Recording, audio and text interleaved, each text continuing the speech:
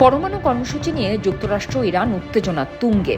চুক্তি না হলে তেহরানে বোমা হামলা চালানোর হুমকি দিয়েছেন মার্কিন প্রেসিডেন্ট। তবে ট্রাম্পের এমন কড়া বার্তার পরও নিজ অবস্থানে অনড় ইরান। যুক্তরাষ্ট্র হামলা চালালে পাল্টা আঘাতের হুঁশিয়ারি দিয়েছে দেশটি।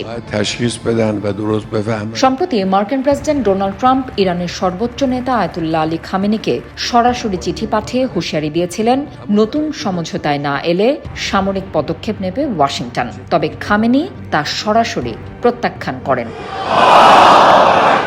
এবার ইরানকে ফের হুমকি দিয়েছেন Trump.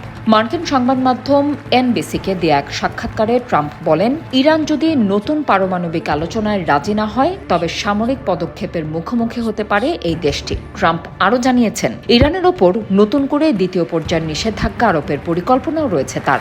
America will soon be greater, stronger and far more exceptional than ever before. তবে ডোনাল্ড ট্রাম্প ইরানকে পারমাণবিক আলোচনা নিয়ে বোমা হামলার হুমকি দেওয়ার কয়েক ঘণ্টা পর এর প্রতিক্রিয়ায় ক্ষেপণাস্ত্র প্রস্তুত রাখার কথা জানিয়েছে তেহরান। সংবাদ মাধ্যম তেহরান টাইমসের মতে, ইরানের সশস্ত্র বাহিনী এমন ক্ষেপণাস্ত্র প্রস্তুত করেছে যা বিশ্বজুড়ে যুক্তরাষ্ট্র সম্পৃক্ত অবস্থানগুলোতে আঘাত করার কার্যকরী ক্ষমতা রাখে।